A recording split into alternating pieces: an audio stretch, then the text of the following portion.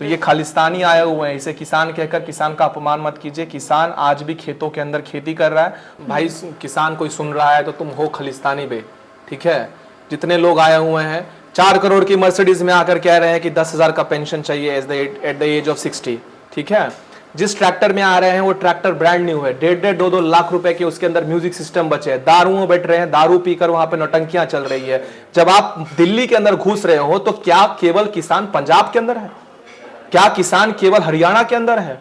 और जो सच्चा किसान है उनके वीडियोस आप देखिए ना, वो खुद कह रहा है कि भाई किसके पास इतना समय है कि मैं दिल्ली जाकर दिल्ली का चक्का जाम करूं। रास्ते के ऊपर जब कील ठोसे गए तो ये कह रही कि किसान से डर गए, किसान से डर गए। डरे नहीं है। सुनने में विभक्त लगता है लेकिन वेश्याओं की संख्या सबसे अधिक वहां से निकल रही है। कौन बना रहा है उन्हें?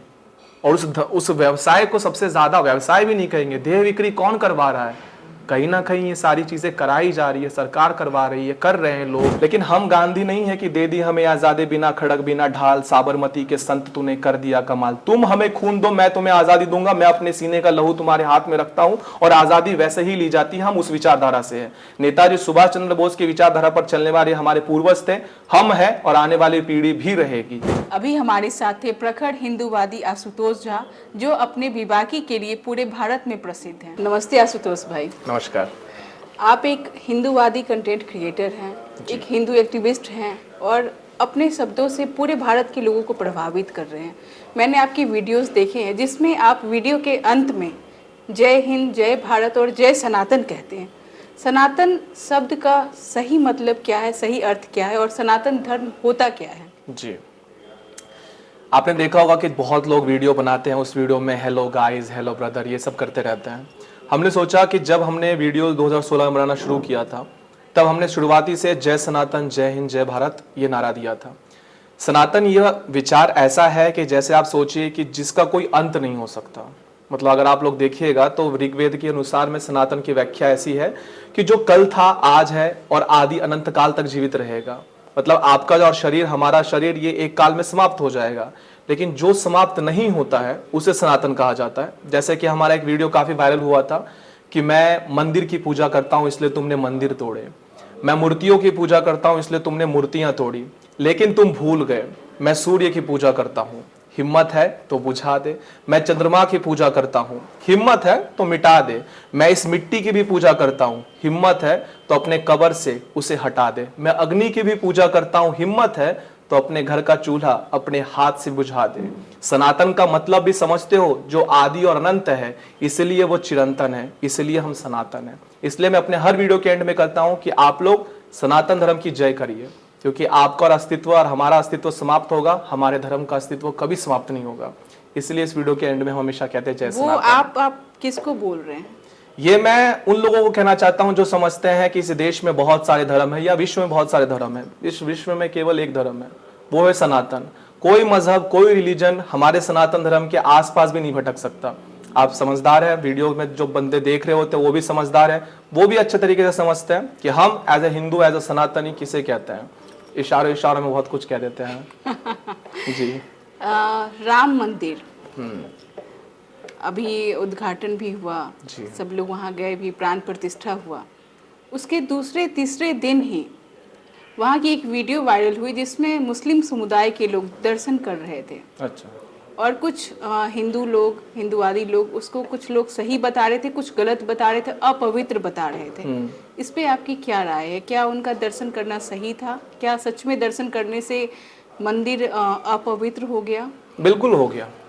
हो सकता है कि किसी लोगों को मेरी बात को बुरा लगे कि तुम बहुत असंवेदनशील हो या तुम समाज में दूजा भाव निर्माण करने का प्रयास करो। नहीं चाहिए हमें कोई प्रेम भावना, जो है वो सत्य है। अगर इतना ही प्रेम भावना था किसी हिंदू और किसी मुसलमान में तो हमें 32 वर्ष तक कोर्ट में लड़ना नहीं पड़ता और 500 वर्षों तक रक्त नहीं बहाना पड़ता। अगर इतना ही प्रेम भाव था तो काशी के लिए हम नहीं लड़ रहे होते। अभी इतना ही प्रेम भाव है तो मथुरा के लिए नहीं लड़ रहे होते। मतलब ये नौटंकीबाजी जो है ना, वो अपने मंदिर से, हमारे प्रार्थना स्थलों से दूर रखिए। तो जिन लोगों को आप बुला रहे हो, आप भूल चुके हो कि यही लोग अंदर जाकर मंदिर तोड़े हैं। मेरा ये कहना नहीं है कि आप किसी मुसलमान को मत लाइए, लाइए, आप धर्म परिवर्तन कर सकते हैं।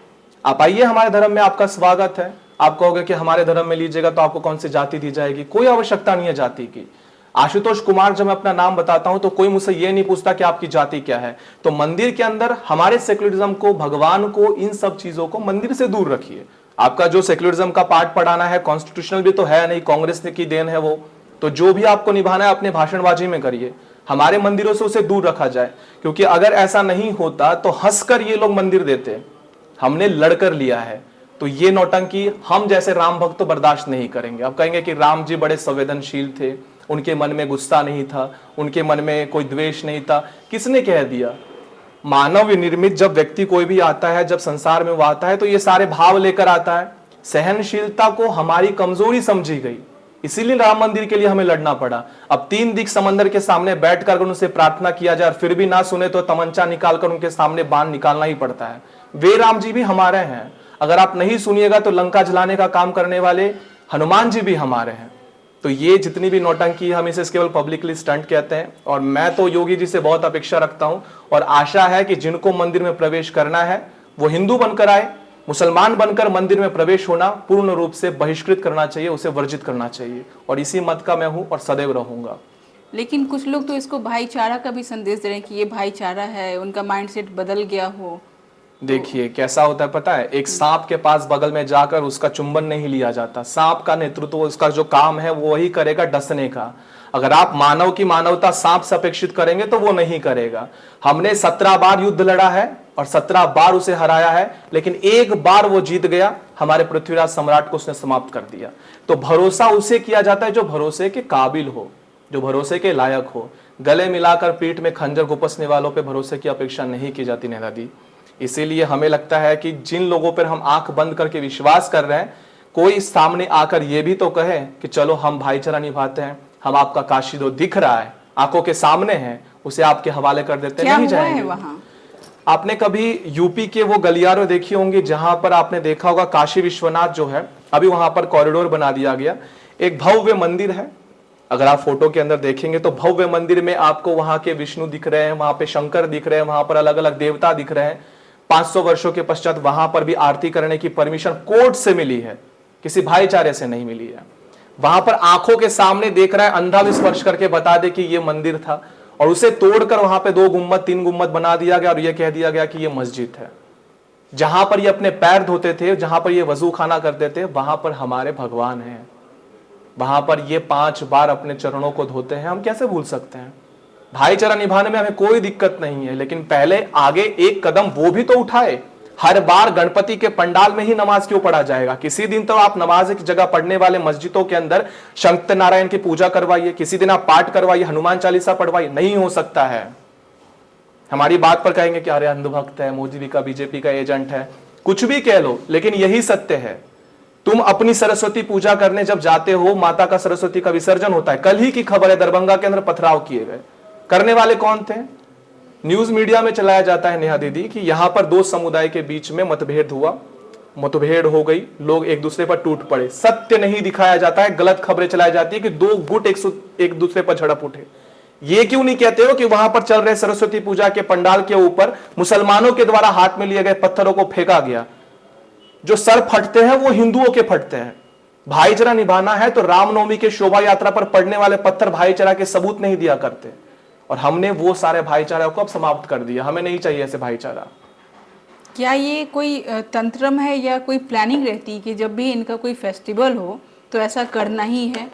जहां तक मुझे लगता है कि अब हमारी आयु अगर 25-26 साल है, बचपन से हम ये सारी चीजें देख रहे हैं।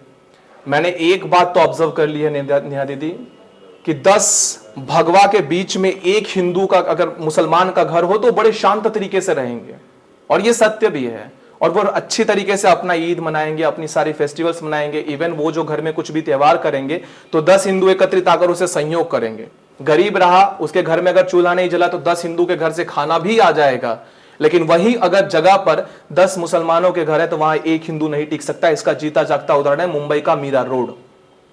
मीरा रोड के अंदर क्या हुआ, 22 तारीख को जब प्रभु श्री रामचंद्र जी के आने का हम सभी उत्सव मना रहे थे, और मैं सच कहूं तो मैं बहुत आनंदित था।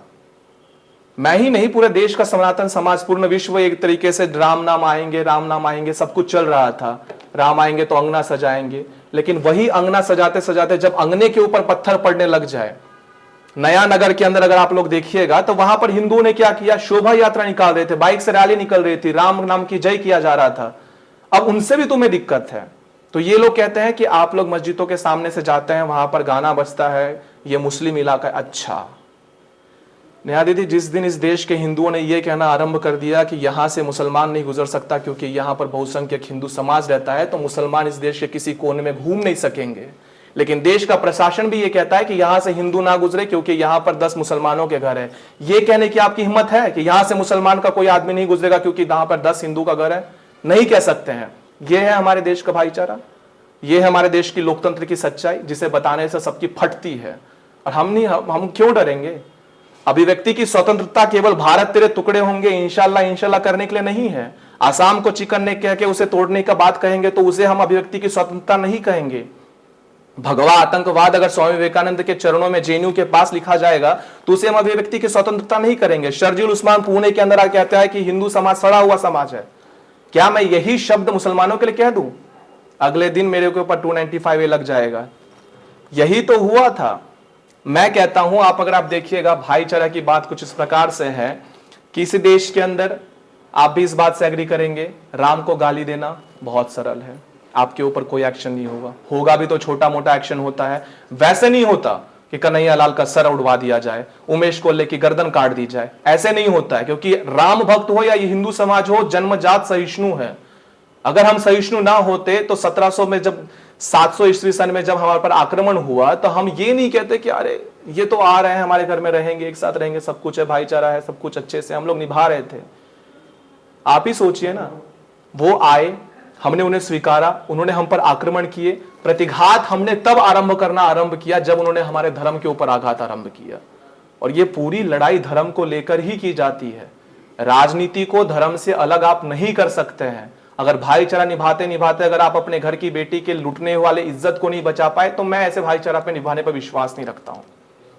और आप भी जानते हैं कि हाल फिलहाल में कैसे दिन चल रहे हैं, और यही सारी चीजें कितनों वर्षों से हो रहा है, चाहे फिर वो राम मंदिर के अंदर हो या फिर काशी विश्वनाथ के अंदर हो।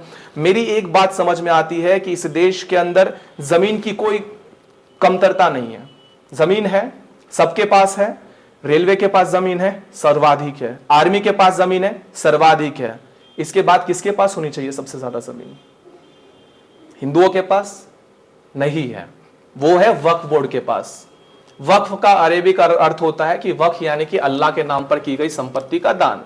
जहां पे हम लोग खड़े हैं, जहां पर हम लोग बैठे हैं ना, वहां पर अगर कल को किसी ने आकर हरी चादर बिछा दी और अगले दिन किसी मुसलमान ने यह दावा ठोक दिया कि यह जमीन अल्लाह की है, यह संपत्ति वक्फ बोर्ड की है, आप सुप्रीम कोर्ट के अंदर भी उसे चैलेंज नहीं कर सकते हैं। क्या करिएगा फिर?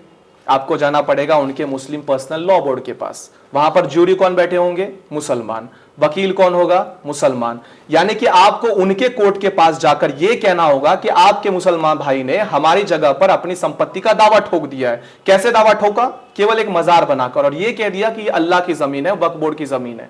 अब उसे चैलेंज करने के लिए आप चाहे कुछ भी कर ले, आपका कोई निकाल नहीं आएगा, आपको कोई रिजल्ट नहीं मिलेगा। क्योंकि जो रिजल्ट देते हैं, जो निर्णय देते हैं, वो कोर्ट भी अपनी लड़ाई खुद लड़ रहा है। दिल्ली का सुप्रीम कोर्ट उसके अंदर है, इलाहाबाद कोर्ट उसके अंदर है, मतलब कोर्ट खुद अपनी लड़ाई लड़ रहा है। आपके घर की 2 कौड़ी की जमीन की कीमत जो आपके लिए बहुत करोड़ों की है, उनके लिए 2 कौड़ी की है। वो कौन आपका केस लड़ेगा? तो ऐसे भाईचारा को हम निभाए?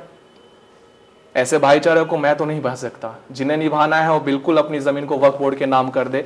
9 लाख एकड़ जमीन से ज्यादा उनके पास जमीन है, ये सारा डेटा अवेलेबल है, हमें पता ही नहीं है। किसी भी रेलवे स्टेशन पर चले जाइए, बगल में मजार निकल जाता है। पहले रेलवे स्टेशन बना या मजार बना? समझ नहीं आता कि रास्ता बनता नहीं है, पहले मजार खड़ी हो जाती है। 4 ईंटें एक साथ ऊपर कर दी जाती है। किसको ठंड लग रही है जिसको आप सुलाने के प्रयास कर रहे हो? सोया हुआ है समाज हमारा हिंदू, लेकिन उस सोए हुए कबर को भी देखकर जाग नहीं रहा। यही तो दिक्कत है।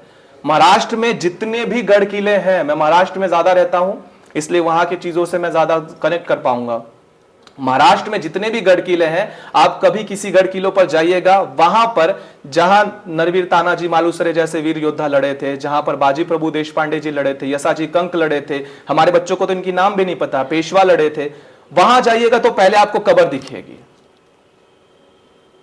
जिस युद्ध की घटना को आप ये कह सकते हैं कि 14 घंटे तक बिना खाना खाए, बिना कुछ सोए पिए लड़ाई लड़ने वाले बाजी प्रभु देश पांडे थे, उनकी समाधि को अगर आप लोग विशालगढ़ के पास जाकर देखेंगे तो विशालगढ़ से 5 किलोमीटर नीचे खाई के अंदर पड़ी हुई है उनके भाई और उनकी समाधि। हम वहां पर गए हुए हैं और वहीं पर सऊदी अरेबिया से एक मौलाना आता है और हजारों एकड़ में वहां पर बस्ती चलती है और सबसे बड़ी मस्जिद विशालगढ़ के ऊपर खड़ी हुई है।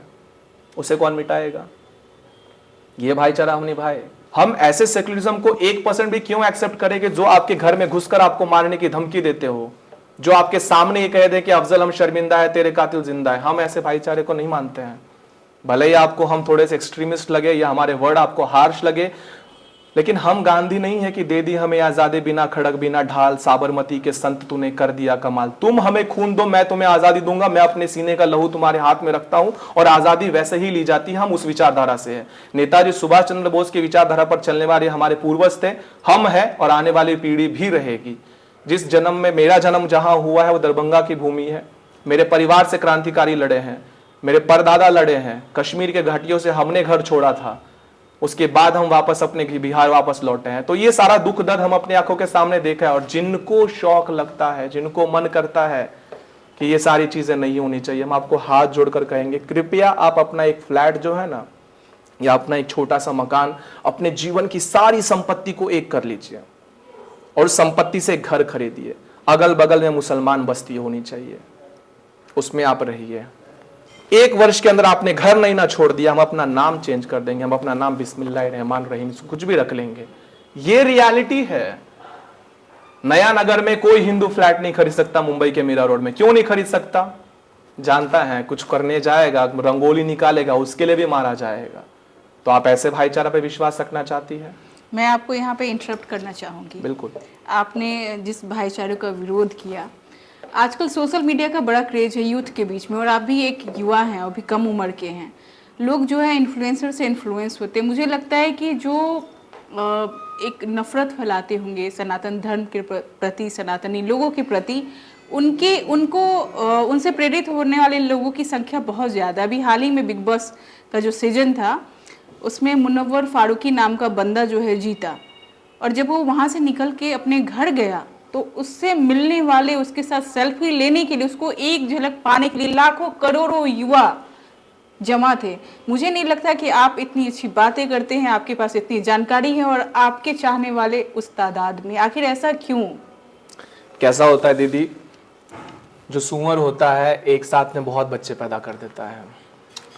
तो हमें लगता है कि सुअरों की संख्या ज़्यादा हो जाने से किसी शेर के विचारों पर कमतरता नहीं आती है।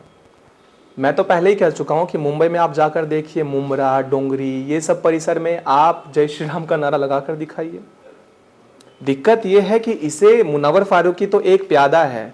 आपने अगर मुनव्वर फारूकी का वीडियो देखा होगा तो उसने माता सीता के ऊपर गंदे से गंदे कमेंट किए हैं। हाँ बिल्कुल। और फिर वही तो मैं बोल रही हूँ कि युवाएं जो है, युवा वर्ग जो है, ऑलमोस्ट युवा उसको फॉलो कर रहा है, उसके साथ फोटो लेने के लिए मर रहा है, उसको देखने के लिए मर रहा है। तो फिर भाईचारा तो दिख रहा है ना कि आज देखिए यूथ किस तरीके से इंस्पायर्ड हो रहे हैं। हमको तो लगता है ये भाईचारा नहीं है, और जिन युवा उनको देखने के लिए मर रहा है, तो ऐसे युवा मर जाए तो हमें कोई दुख नहीं है। ठीक है, ऐसे युवकों के हाथ में जॉब नहीं है। ऐसे युवकों के हाथ में जॉब इसलिए नहीं है क्योंकि जॉब नहीं है, इसलिए नहीं है क्योंकि ऐसे युवा डिजर्व ही नहीं करते देश के विकास के लिए। जो युवा भोरे उठता है, नशेबाजी करता है, सिगरेट पीता है, दारू पीता है, छोड़ी लेके घूमता रहेगा, ना कोई आगे का सक्सेस रेशियो है, ना कोई आपके पास प्लान है, ना धर्म के प्रति ज्ञान है। किसी भी बच्चे से पूछ लीजिएगा, एक छोटा सा प्रश्न होगा, क्या आप बिना देखे भगवत गीता का एक छोटा सा श्लोक बहुत बड़ी बात हो गई, क्या आप श्रीमद् भगवत गीता के पहले अध्याय का पहला शब्द भी बता सकते हैं? नहीं बता सकते। तो मर जाओ। अगर तुम्हें तुम्हारे धर्म के प्रति ज्ञान ही नहीं है, और तुम बिग बॉस देख रहे हो, बिग बॉस में क्या होता है, जहां तक हमने फेसबुक के थ्रू में कुछ वीडियोस देखे हुए हैं, बिग बॉस में घरेलू तरह झगड़ा करते हैं। लड़का लड़की आएगा, इसका बॉयफ्रेंड है, इसका पास्ट है, इसका प्रेजेंट है। मुनव्वर फारूकी के 4 बीवियां हैं, उसमें से उसने तलाक दी हुई है, दूसरी आती है वो उस पर आरोप लगाती है, तीसरी रेडी है, चौथी के साथ तैयार हो रहा है। अगर ये तुम्हारा आदर्श है तो आप जल्दी से अल्लाह को प्यारे हो जाए, हमें कोई दिक्कत नहीं है, क्योंकि जितनी तादाद ऐसे लोगों की कम होगी उतना ही हमारे लिए विकास का काम खुलेगा। तो ऐसे लोगों के लिए हमारी लोकप्रियता हमें नहीं चाहिए। हमारे गुरुजी गुरुवर्य श्री संभाजीराव भिड़े गुरुजी ने कहा है कि लोकप्रियता के लिए काम करोगे तो आप अपना काम कभी नहीं कर पाओगे। भले ही हमें 10 लोग पहचाने, जब आवश्यकता पड़े तो वो 10 लोग हमारे साथ, हमारे धर्म के लिए, हमारे राष्ट्र के विकास के लिए खड़े होंगे। जिस संगठन से हम जुड़े होते हैं, राष्ट्रीय स्वयंसेवक संघ हो या फिर शिव प्रतिष्ठान हिंदुस्तान हो, ऐसे संघ या भी कोई भी हिंदुत्ववादी संगठन, आप इनके घर में रात के 2 बजे भी चले जाइएगा नहीं दीदी, भले ही 5 लड़के हो, आपके लिए जान हाजिर करने के लिए खड़े हो जाएंगे। क्योंकि इनका विकास राष्ट्र सेवा धर्म यही होता है। हमारे लिए ये नहीं मायने रखता कि कौन जीत रहा है, कौन बिग बॉस में जा रहा है, कौन ये सब सारी चीजें कर रहा है। तुम भले ही ट्रॉफी लेकर जाओ, ये सारी नौटंकी करो, हमें कोई इससे दिक्कत नहीं है। नीरज चोपड़ा को ऐसा वेलकम मिलता तो हम उसे सराखों पर बिठाते। और ये बात केवल एक व्यक्ति के लिए नहीं है, सभी के लिए है जो ऐसे फॉलो अप कर रहे हैं। और कुछ कुछ ऐसे सनातनी भी लड़के हैं जो अपने आप को सोशल मीडिया पर पोर्ट्रेट करते हैं कि एज ए हिंदू इन्फ्लुएंसर्स, और खुद उन्हें कुछ नहीं पता है। बैटिंग एप्स प्रमोट करेंगे, दुबई में जाके लड़कियां घुमाएंगे, और उनके लिए शोबाजी क्या है, महंगे कार, लड़कियां, उसमें व्लॉग बनाएंगे। ऐसे हैं हमारे जान पहचान के भी लोग हैं। तो वो जीते कोई जीते, हमें कोई दिक्कत नहीं है, हमें उनसे कोई फर्क ही नहीं पड़ता है। क्योंकि ऐसे गिने चुने लोग हैं और ऐसे गिने चुने लोगों की वजह से हम अपने यूथ को बरगला नहीं सकते। अभी 5 लाख 10 लाख लोग अगर हमें फॉलो कर रहे हैं तो उसमें से 1 लाख लोगों को अगर हम सुधार सकते हैं, जो कि सुधर रहे हैं, जो कर रहे हैं अपने धर्म का कार्य, उनके लिए हम कुछ ना कुछ करेंगे। और यही मेन चीज़ है। जिहाद शब्द का मतलब क्या है? बहुत तरह के जिहाद मैं सुन रही हूँ, मैंने आपकी वीडियो से ही देखा है, आवाज़ उठाते लैंड जिहाद, लव जिहाद। जिहाद का मतलब क्या होता है? अब जहाँ तक मैंने स्कॉलर से पढ़ा हुआ है, उनके महान स्कॉलर जो है जाकिर नाइक साहब, सच कहूँ तो जाकिर नाइक को मैं बहुत बहुत धन्यवाद देता हूँ। क्योंकि वो नहीं होता तो हम ये सारी चीज़ें समझ ही नहीं पाते। जाकिर नाइक ने जिहाद के बारे में बताया हुआ है कि जिहाद यानी कि अल्लाह के लिए किया गया नेक काम, और अल्लाह के लिए जो काम नेक होता है वो हमारे लिए नेक नहीं होता, वो हमारे लिए बर्बादी लेकर आता है। ये क्राइटेरिया किसने सेट किया? हम कर रहे हैं, हम स्वयं बता रहे हैं। अब लैंड जिहाद को हम वर्क बोर्ड से जोड़ेंगे।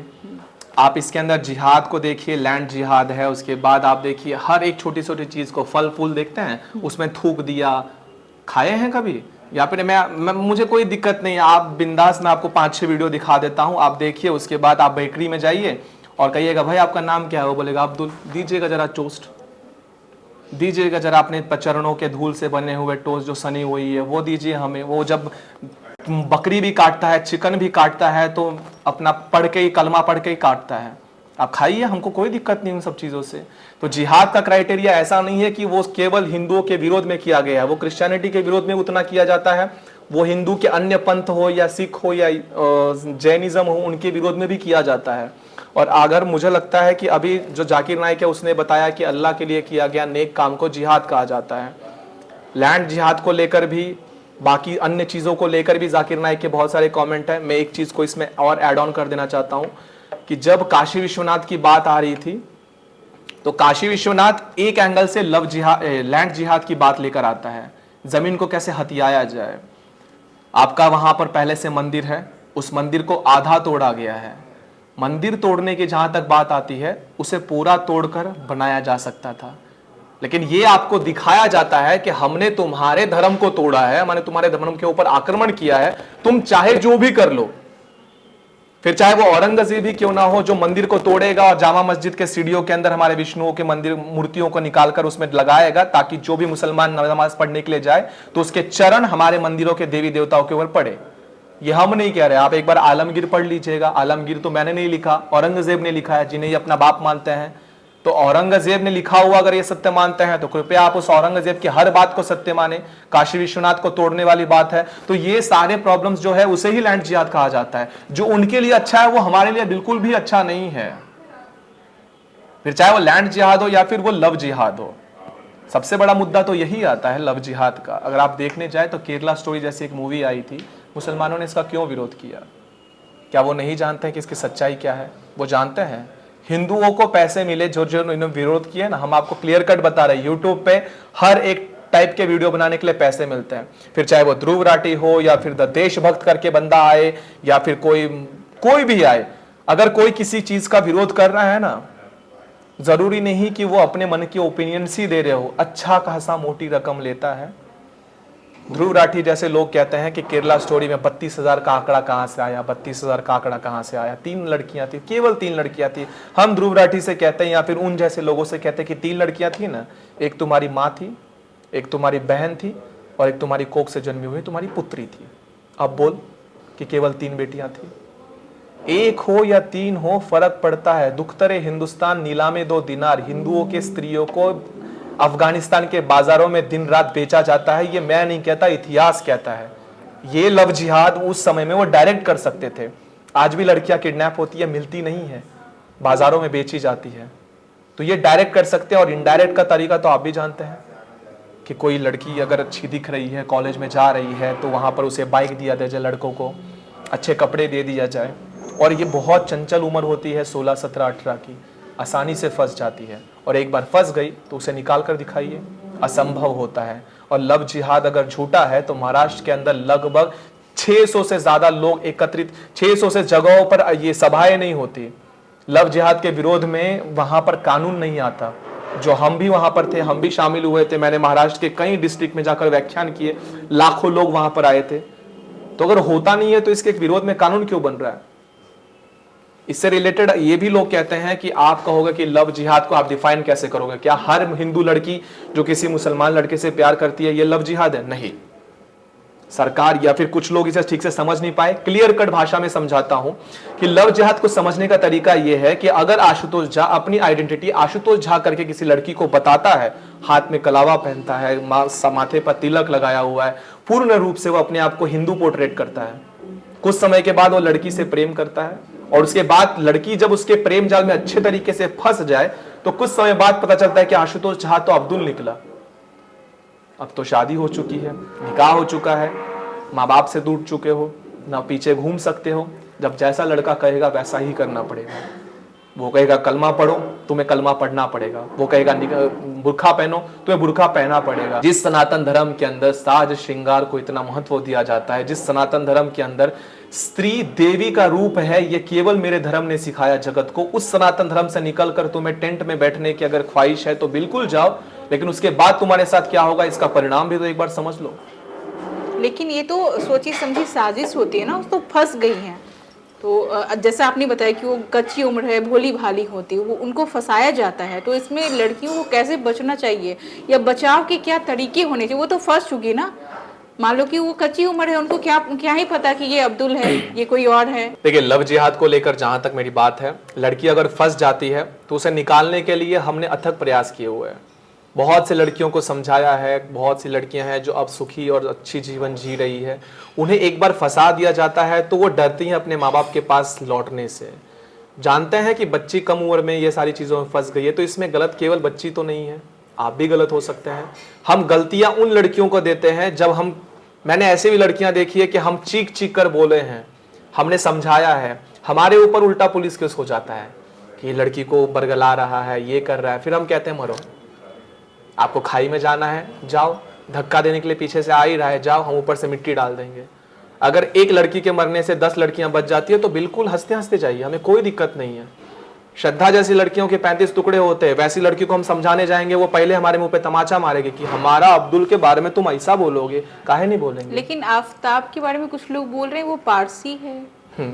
हम भी कन्नड़ा है, जो मुसलमान कन्नड़ी होते हैं हम भी वही है। ये जो नौटंकी है ना, जो फंसने के बाद विक्टिम कार्ड खेला जाता है, ये बहुत अच्छे से समझ चुके हैं हम लोग। पुलिस स्टेशन में अचानक से आइडेंटिटी रिवील हो जाती है कि अरे ये तो सच में अलग ही है, इसका नाम हिंदू ही है, इसका जो आप देखते हैं ये सारी चीज़ें हैं। तो ये सारी फेक आइडेंटिटी बनाना या उसका फेक प्रूफ देना, ये कोई बहुत बड़ा गेम नहीं है, बहुत आसान तरीके से हो जाता है। या रातों रात बांग्लादेशी हिंदू बन जाता है, ठीक है, बांग्लादेशी मुसलमान यहाँ पर आकर सिटीजनशिप ले लेता है। तो उतना बड़ा नहीं है इस देश में कुछ घोटाला करना, बहुत आसान है ये सारी चीज़ें करना। तो लव जिहाद में फंसती हैं तो हमने तो अपना काम किया हुआ है, बचा रहे हैं, बता रहे हैं। नहीं समझना है, जाना है, मरना है तो मरो, उसमें हम क्या करें। लव जिहाद से जो लड़की बच जाती है, जिनको बचाया जाता है, क्या समाज उनको एक्सेप्ट करता है?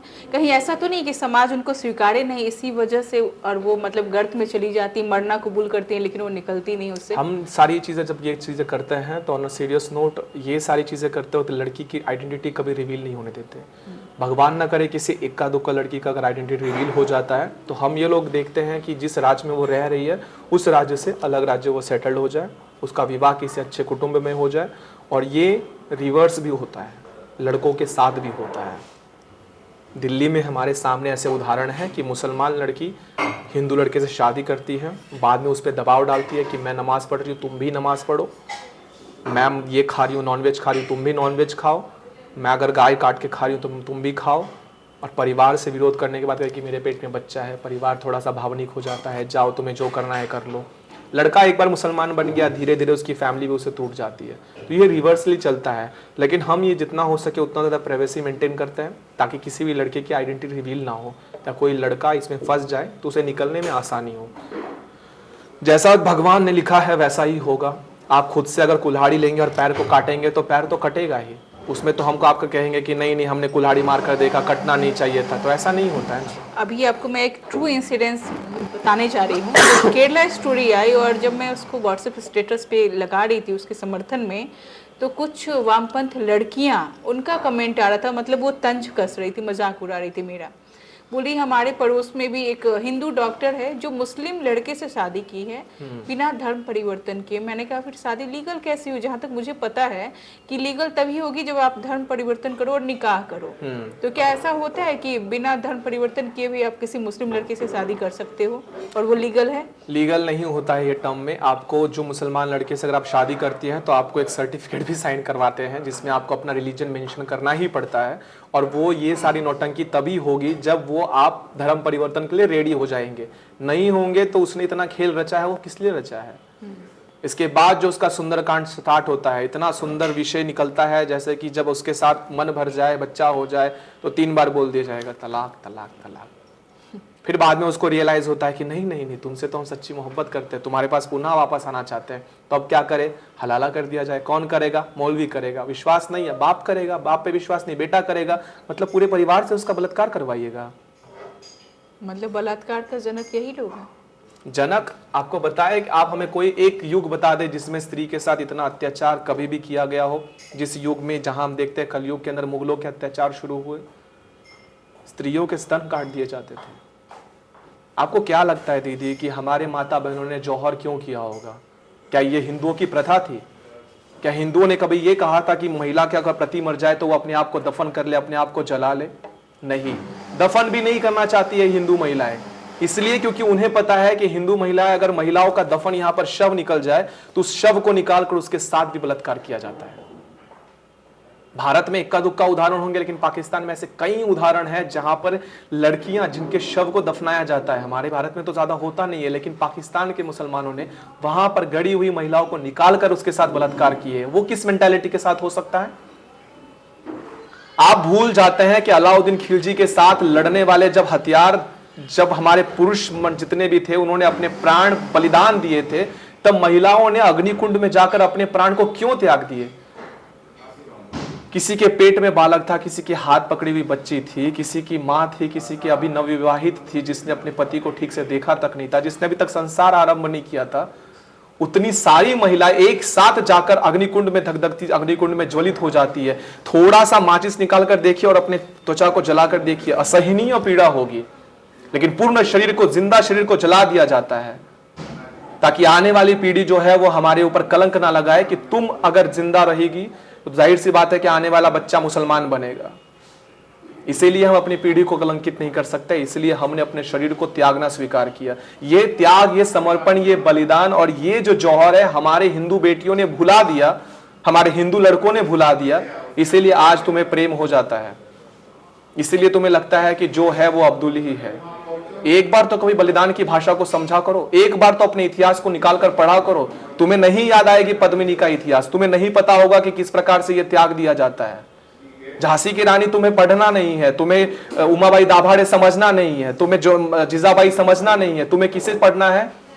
रोमियो जूलियट पढ़ना है, फैंटेसी लवर्स पढ़ना है, अलग रिलीजन में प्यार करना है तो बिंदास करो। और ऐसी लड़कियों के लिए सही कहें, हमारे नेत्रों में एक अश्रु नहीं छलकते। हम तो कहते हैं कि अगर ऐसे जाते हैं तो जाए, हमें कोई दया नहीं है, हमें कोई ममता नहीं है ऐसे लोगों के लिए। भले ही हमें कोई बुरा कहे, गलत कहे, कोई कहे कि हम जितनी भली थी, बुरी थी, जैसी भी थी, मेरा पति मेरा देवता, नहीं चाहिए हमें ऐसे देवता या देवी।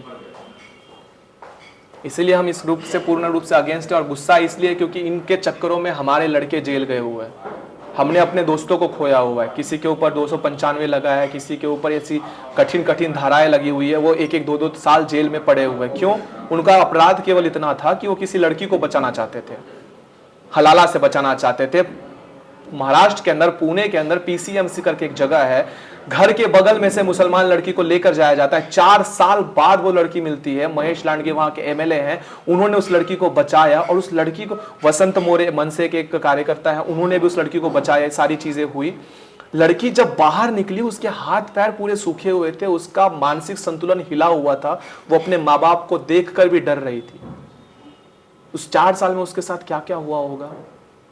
और उस लड़के से वो प्रेम करती थी और उसके साथ भागी थी, घर के एकदम पास में ही जाकर उसे चिपकाया था। कैसे रेस्क्यू हुआ था उसका? बगल वालों ने बताया होगा, कैसे हुआ था हम नहीं जानते हैं, लेकिन वसंत मोरे जी अपने लाइव आए थे फेसबुक पे और वहां पर उन्होंने ये सारी डिटेल्स दी थी। लेकिन आप जरा सोचिए कि ऐसी भयानक स्थिति आपके सामने आए और उसके बाद भी आप कहे कि भाई भाई होना चाहिए। जिनको भाई भाई लगता है, मैं आपके शादी का खर्च उठाने के लिए तैयार हूं, कृपया आप अपने मुसलमान दोस्तों को लाए, अपनी हिंदू बेटियों को लाए, निकाह फरमाए, खर्चा मैं उठाता हूं, उसके बाद जो होगा देखा जाएगा। खर्चा के टिक्कत काहे करते हैं।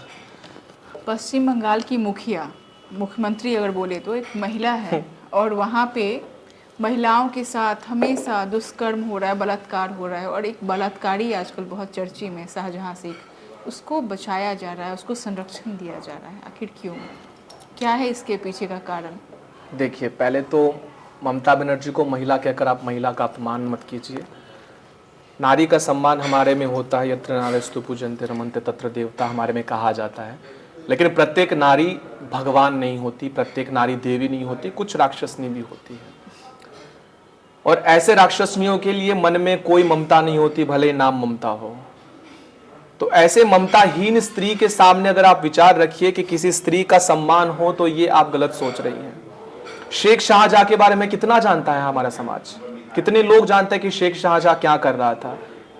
संदेश खाली जगह पर जाता है और वहां पर गाड़ी के ऊपर खड़े होकर कहता है कि वो लड़की मुझे पसंद आई। आपने राउडी राठौड़ पिक्चर देखा है? उसमें जो एक विलन होता है, वो पुलिस वाले की बीवी को रख लेता है और उसी के पास जाकर कहता है कि हमारी बीवी को अगवा कर लिया गया है। ऊपर से उसका पगला बेटा कहता है 2 दिन, मतलब 2 दिन तक उसका बलात्कार होगा, उसके बाद छोड़ दिया जाएगा। शेख शाहजहां ये दैत्य वैसी प्रकार से काम करता है, जो लड़की पसंद है उस लड़की को उठवाता है और उठवा के साथ उसके साथ बलात्कार करे, कुछ भी करे, उसका देह का व्यापार करे और 4-5 दिन बाद वो वापस आ जाता है। जब पीड़ित महिलाओं ने अपनी आवाज उठाने का आरंभ किया, किसी माई के लाल में यह आवाज नहीं थी कि पत्रकार वहां पर अपना मुख नहीं खोलता।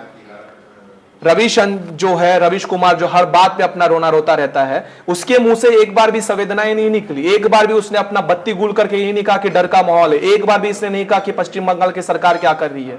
लव जिहाद नाम का एक किताब को भी विमोचन किया ना उसने आज हाल लव में जिहाद को किताब वो लॉन्च करे। मैं तो कहूंगा रवीश कुमार अगर उनकी बेटी होगी तो आप कृपया अपनी बेटी की विवाह ऐसे युवक से करवाए जो मुसलमान हो। रवीश कुमार अगर सुन रहे होंगे तो आप अपने परिवार जो है उसको कृपया धर्म परिवर्तन कर लीजिए, क्योंकि समाज में 2 प्रकार के होते हैं लोग। एक होता है जो एक मुंह लेकर चलता है और दूसरा होता है 2 मुंह लेकर चलता है। रवीश कुमार तीसरा है। इसका ना एक मुंह है ना दूजा मुंह है, ये 3 मुंह के साथ चलता है। ये पड़ोस के भी पापा को पापा कहेगा, अपने बाप को बाप नहीं कहेगा। हमको गारंटी नहीं है, प्रमाण दो, डीएनए चेक करवाओ, सब प्रश्न करेगा और बगल वाला कहेंगे कि हम अब्बा है, और बिल्कुल अब्बा है। रवीश कुमार वो है।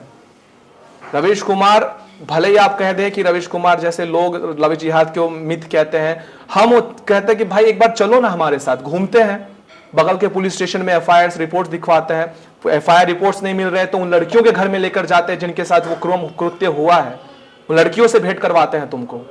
उसके बाद तुम कहो कि ये सारी चीजें नहीं होती, तब हम एक्सेप्ट करने के लिए तैयार हैं। और शेख शाहजहां की जहां तक बात आती है तो ये हमारे जो जितने दुगले पत्रकार है जो कहते हैं कि ये तो गोदी मीडिया है, ये मोदी भक्त है, एटलीस्ट वो गोदी मीडिया वाला शेख शाहजहां के बारे में तो उल्टा बोल रहा है ना, बता रहा है लोगों को। तुम्हारे दम में तो उतना भी नहीं है। पांचों भाग में अगर है हिम्मत तो ममता बनर्जी के अगेंस्ट में बोल कर दिखाओ। अपने आप को देशभक्त कहने वाला यूट्यूबर, देव राठी जैसे यूट्यूबर एक बार बोल कर दिखाए। नहीं बोलेंगे, फंडिंग रुक जाएगा ना। चाहिए अंदर की बात तो अच्छे से जानते हैं, कहां से पैसा निकलता है, कैसे निकलता है। ममता बनर्जी के खिलाफ कोई कुछ नहीं, क्यों नहीं बोलता है।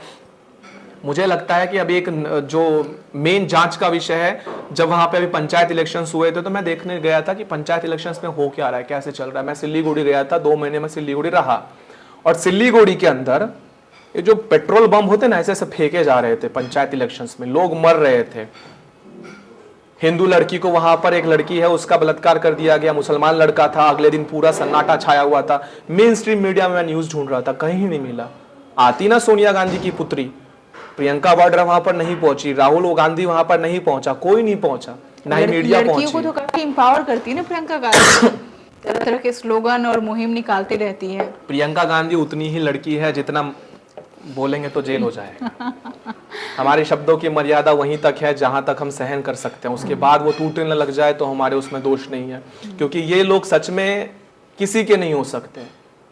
इनके जब चिट्टे कट्टे खुलेंगे ना, तब ये लोग जो न्याय व्यवस्था की धज्जियां उड़ाते हैं, जिनके बाप दादाओं ने इमरजेंसी लगवाकर सभी पत्रकारों को, सभी लोगों को जेल में बंद कर दिया, हिंदुओं की पकड़ पकड़ के नसबंदी कर दी, आज वो न्याय व्यवस्था की बात करने के लिए निकले हैं। और राहुल गांधी इतना महान इंसान है, इतना सौभाग्यशाली इंसान है कांग्रेस के लिए, जहां से निकलता है वहां से कांग्रेस बर्बाद होती है। मणिपुर से निकला, वहां पर वो अलायंस टूट गया, पश्चिम बंगाल से निकला, वहां पर अलायंस टूट गया, यूपी में आया, वहां पर अलायंस टूट गया, असम में गया, वहां पर उसका बेड़ा गर्क हो गया। हम तो चाहेंगे कि राहुल गांधी, प्रियंका वाड्रा, ये सब मिलकर भारत भ्रमण और अच्छे तरीके से करें, ताकि जितना हो उनकी असलियत लोगों तक पहुंचे। तो यही सारी सच्चाई है। शेख शाहजहां के बारे में अगर मैं आपको यही कहूं तो ममता बनर्जी उसे कुछ नहीं होने देगी, पुलिस वाले उसे कुछ नहीं होने देंगे। है तो एक ही थाली के चट्टे बट्टे। सुनने में विभक्त लगता है, लेकिन वैश्याओं की संख्या सबसे अधिक वहां से निकल रही है। कौन बना रहा है उन्हें? और उस व्यवसाय को सबसे ज्यादा, व्यवसाय भी नहीं कहेंगे, देह बिक्री कौन करवा रहा है? कहीं ना कहीं ये सारी चीजें कराई जा रही है, सरकार करवा रही है, कर रहे हैं लोग। संतरागाछी जैसे जगह, कितने अपमानजनक शब्द बना दिए इन सभी चीजों को हमने। महिला केवल संभोग की वस्तु बनाकर छोड़ा है, इसका जीता जागता उदाहरण है शेख शाहजहां। उसके ऊपर क्या एक्शन होगा तो ये तो भगवान ही जाने। 10 दिन बाद वो भी भूल जाएंगे। भूलने की बीमारी तो हमें अच्छे से लगी हुई है, तो 10 दिन बाद हम वो भी भूल जाएंगे। तो ये इतना कड़वा इतिहास है कि मैं बोलूंगा, आप सुनोगे, आपका रक्त उबाल होगा, 2 दिन बाद आप भूल जाएंगे। क्योंकि हिंदू समाज को ये आदत लगी हुई है कि अगर अन्याय उसके ऊपर होता है तब वो लड़ने की चाह रखता है।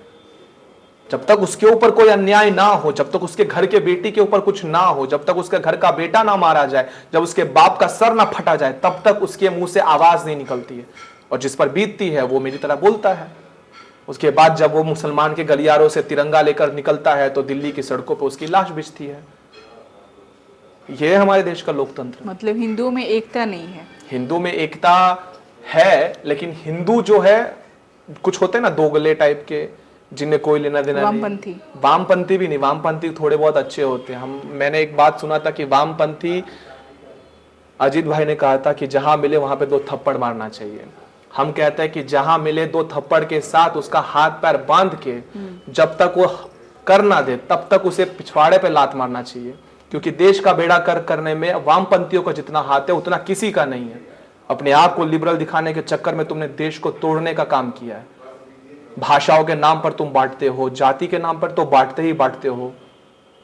ये सारी चीजें वामपंथी की देन है, और ये जब तक रहेंगे तब तक हमारा देश कभी एकत्र एक आवाज में भारत माता की जय नहीं कह सकता। क्योंकि जहां पर भारत माता की जय कहने का अधिकार हमसे छीन लिया जाए, वहां पर शेख शाहजहां जैसे लोग बलात्कार करेंगे ही। ये इतिहास है। मणिपुर में कुछ महीने पहले एक महिला को निर्वस्त्र करके दौड़ाया गया, उसके साथ गलत हुआ। वहाँ पे बीजेपी की सरकार थी तो लोगों ने हाय तौबा मचाया। लेकिन पश्चिम बंगाल पे सारा देश चुप क्यों है? सिर्फ मुख्यमंत्री की बात तो छोड़ दीजिए, ममता की, पूरा देश ही चुप है। इसको आप कैसे लेते हैं? देखो ऐसा है ना, जो खड़गे है कांग्रेस का, उसने पार्लियामेंट में कहा था कि बीजेपी कुछ भी लाए या बीजेपी कुछ भी करे, भला हो बुरा हो, हम उसका विरोध करेंगे। दिक्कत ये नहीं है कि बीजेपी के राज्य में हो रहा है, कांग्रेस के राज्य में हो नहीं रहा तो आवाज नहीं उठ रही है। दिक्कत ये है कि हो रहा है।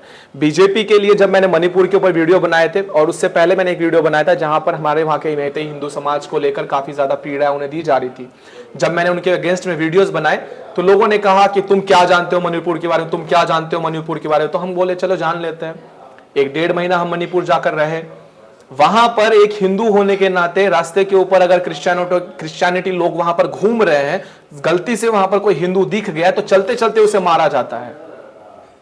मणिपुर की बात करना चाहते हो आप, आइए टेबल में। जब संसद के अंदर मणिपुर की बात करने की बात की गई थी तो क्यों राहुल गांधी नहीं आए थे?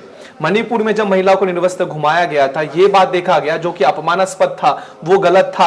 आसाम राइफल्स के हेडक्वार्टर के सामने जब यही आतंकवादी महिलाएं घूम रही थी, मैं आतंकवादी शब्द का प्रयोग कर रहा हूं, अपने आप को निर्वस्त्र कह रही थी, और उसके बाद कह रही थी कि इंडियन आर्मी रेप्ड अस, और उसके बाद ही कन्हैया कुमार जैसे लोग कहते हैं कि मैं बड़े ही होश हवास के साथ ये बात कहता हूं, लेकिन जम्मू और कश्मीर के अंदर भारतीय जवान लड़कियों का बलात्कार करती है, और उसके बाद ये कांग्रेस का दलाल बनता है, और कांग्रेस उसके बाद न्याय की बात करती है। मणिपुर की बात में एक ही चीज है कि मणिपुर के ऊपर बीजेपी ने जो एक्शन लिए गए, वो मैंने आज भी ट्वीट किया हुआ है, ये काम आज से नहीं हुआ, वर्षों से चलता आ रहा हुआ डिस्प्यूट्स है जो अब तक सॉल्व नहीं हुआ है, जिसके ऊपर एक्शन लिया जा रहा है, काम किया जा रहा है। वो AK-47 लेके घूमते हैं। मैम, आप क्या चाहती है, उनके सामने जाकर हम फूल बर्ताव करें? AK-47 से गोलियां झड़ती है तो हमारे वहां पर आर्मी के जवान मरते हैं। जैसी स्थिति 90 के दशकों में कश्मीर में थी, वही स्थिति आज मणिपुर के अंदर है। जो कमेंट करें ना मणिपुर के ऊपर बोल, मणिपुर के ऊपर बोल, आओ हमारे सामने, है हिम्मत तुम्हारे सामने बोलने की कि मैतेई हिंदू समाज वहां पर अल्पसंख्यक कैसे हो गया? है तुम्हारे अंदर हिम्मत कि तुम बता सको कि वहां पर क्रिश्चियनिटी का उपजाऊ कैसे हुआ? नहीं है, क्योंकि सत्य इतना कड़वा है कि आप सुन नहीं सकेंगे। हमें बोलने में कोई दिक्कत नहीं, आप अपने कान बंद करके कहोगे कि इतना सत्य है, ये तो झूठी होगा। यही दिक्कत है कि सत्य इतना ज्यादा उजागर हो चुका है, सत्य इतना ज्यादा नग्न हो चुका है कि उस नग्नता को देखने में हमें लज्जा हो रही है कि इतना सत्य कैसे हो सकता है, लेकिन ये है। राहुल गांधी, प्रियंका वाड्रा, इन सबके ट्वीट आपने मणिपुर के ऊपर देखे होंगे, दिखना भी चाहिए था। पश्चिम बंगाल के ऊपर नहीं है। मणिपुर के अंदर जब महिला का निर्वस्त्र किया गया था, उसके अगेंस्ट में मैंने वीडियो बनाया था। उसी के कुछ दिनों बाद राजस्थान में जब कांग्रेस की गवर्नमेंट थी तो एक महिला को निर्वस्त्र घुमाया गया था, उसके ऊपर कोई नहीं कुछ बोला। उसके ऊपर तो प्रियंका वाड्रा नहीं गई थी। केवल दादी की नाक मिल जाने से आपको आपका राजनीति का तख्त तो नहीं मिल जाएगा, विचारधारा तो नहीं मिल जाएगी। यही दिक्कत चल रहा है कि बीजेपी कुछ भी करे, बीजेपी मेरा घर नहीं चला रही है, बीजेपी हमको प्रमोट नहीं कर रही है, बीजेपी को हमारा खून का रिश्ता नहीं है। बीजेपी गलत करेगी, हम बीजेपी के विरोध में ही बोलेंगे। हमारा वीडियो यूट्यूब चैनल का आरंभ ही बीजेपी के विरोध में ही हुआ था और आज भी रहता है। लेकिन नहीं, हम जैसे देशभक्ति की बात करेंगे, तुम तो मोदी का दलाल है, मोदी भक्त है, अंधभक्त है। तुमको ये कहने से अगर तुम्हें लगता है कि सच्चाई छुप जाएगी तो हमें है, लेकिन एटलीस्ट जो दिख रहा है उस बात को तो बताओ। यही चलता आ रहा है। देश में किसान आंदोलन चल रहा है और ये हमेशा होते रहता है। किसान लोग हमेशा परेशान हैं और आंदोलन कर रहे हैं। तो भारत सरकार किसानों की जो समस्याएं हैं उन पे चर्चा क्यों नहीं करती, उनका समाधान क्यों नहीं करी, एक हल क्यों नहीं निकाल रही कि इन लोग बार बार आंदोलन कर रहे हैं, किसान आंदोलन कर रहे हैं? पहले तो आप किसान मत कहिए उन्हें, ये कल किसान नहीं है भाई। किसान कोई सुन रहा है तो तुम हो खलिस्तानी बे, ठीक है। जितने लोग आए हुए हैं 4 करोड़ की मर्सिडीज में आकर कह रहे हैं कि 10,000 का पेंशन चाहिए एट द एज ऑफ 60, ठीक है। जिस ट्रैक्टर में आ रहे हैं वो ट्रैक्टर ब्रांड न्यू है, 1.5 2 लाख रुपए के उसके अंदर म्यूजिक सिस्टम बचे हैं, दारुओं बैठ रहे हैं, दारू पीकर वहां पे नौटंकियां चल रही है। जब आप दिल्ली के अंदर घुस रहे हो तो क्या केवल किसान पंजाब के अंदर है? क्या किसान केवल हरियाणा के अंदर है? और जो सच्चा किसान है उनके वीडियोस आप देखिए ना, वो खुद कह रहा है कि भाई किसके पास इतना समय है कि मैं दिल्ली जाकर दिल्ली का चक्का जाम करूं। रास्ते के ऊपर जब कील ठोसे गए तो ये कह रही कि किसान से डर गए, किसान से डर गए। डरे नहीं है। तुम आकर दिल्ली को तबाह करने की बात कर रहे हो, तुम आकर दिल्ली को तोड़ने की बात कर रहे हो। इनका लीडर कह रहा है कि हम तो मोदी से परेशान है। इनका वीडियो देखिए आप, इन्होंने क्लियर कट ये बात कही हुई है कि राम मंदिर बनाने की वजह से मोदी का जो ऑरा है वो बहुत बढ़ गया, उस ऑरा से हमें दिक्कत है, उस ऑरा को हमें कम करना है। एक से पूछ रहा है तो वो कह रहा है कि हमें आजाद पंजाब चाहिए, एक से पूछ रहे हैं तो हमें आजाद खालिस्तान चाहिए। तुम्हें लठ चाहिए, तुम्हें और कुछ नहीं। और इनकी जो डिमांड है, इनकी डिमांड मेनली क्या है कि MSP जो है, मिनिमम सपोर्ट प्राइस जो गवर्नमेंट देती है। भगवत मान सिंह ने जब पंजाब का वो मुख्यमंत्री नहीं बना था तब उसने कहा था कि हमारी सरकार आने दीजिए, हम यू बना देंगे। कहां है वो सरकार? बन गई।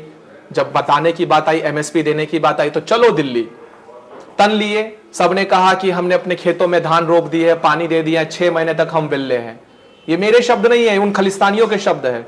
मैं किसान ही नहीं कहूंगा, खालिस्तानी सब है। महाराष्ट्र का सरगम आदमी किसान आकर नहीं लड़ रहा है, बिहार का किसान आकर नहीं लड़ रहा है, उत्तर प्रदेश का किसान नहीं है, दिल्ली का किसान वहां पर काम नहीं कर रहा है। सारा का सारा किसान जो है वो खालिस्तानियों को ही चोट मची हुई है। तो ये लोग आकर कह रहे हैं कि वहां पर आप जो है मिनिमम सपोर्ट प्राइस को हमें दीजिए। सरकार उसके लिए रेडी है। बीजेपी के प्रधानमंत्री जो नरेंद्र मोदी जी, उन्होंने यह पार्लियामेंट में बात कही हुई कि MSP था, MSP है, MSP रहेगा। MSP के लिए वो लोग एग्रीड कर रहे हैं, उसके ऊपर ठीक है। 15 करोड़ जो किसान है हमारे देश के अंदर, उनकी एमएसपी की कुल खर्चाना सालाना 17 लाख करोड़ रुपए आएंगे। आप हिसाब लगाते जाइए, 17 लाख करोड़ रुपए केवल एमएसपी के ऊपर आएगा। तैयार है देने के लिए, दे देंगे।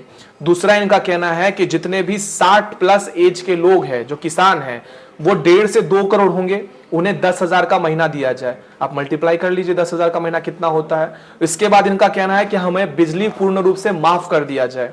अब उसका आप खर्चा निकाल लीजिए। टोटल खर्चा अगर आप निकालने जाइएगा तो आपका टोटल खर्चा पड़ता है 40 लाख करोड़ रुपए। अब देश का बजट निकालिए, 45 लाख करोड़ रुपए। 40 लाख करोड़ रुपए केवल इनका सालाना खर्च है, और पूरे देश का जो खर्चा है, बजट है, वो 45 लाख करोड़ है। तो बाकी कहां जाएंगे? कल को कपड़ा का व्यापारी कहेगा कि हम तुमको तो नंगा घुमवाएंगे, हमको कपड़ा के लिए भी मिनिमम सपोर्ट प्राइस चाहिए।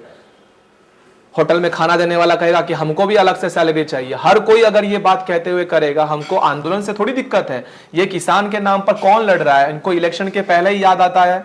इलेक्शन के पहले जब इन लोगों के पास एक अच्छा ऑप्शन दिया गया था कि आपके पास फार्मर प्रोटेस्ट लॉ जब हुआ था, फार्मर का जो लॉ लाया गया था, उसमें कहा गया था कि आप मिनिमम सपोर्ट प्राइस पे बेचिए या फिर आप प्राइवेट सेक्टर पे बेचिए। दोनों ऑप्शन दिए गए थे। नहीं नहीं नहीं नहीं, उसमें तो कह दिया कि प्राइवेट वाले लूट खाएंगे। जैसा कि राहुल गांधी कहते हैं कि आप ढाबा में खाना खाते हैं, उसका पैसा आप काउंटर पे देते हैं, सीधे अडानी के जेब में जाता है। आप पेट्रोल पंप में पेट्रोल भरवाते हैं, जैसे ही टंकी में पेट्रोल जाता है, उसका पैसा अडानी के घर पे जाता है।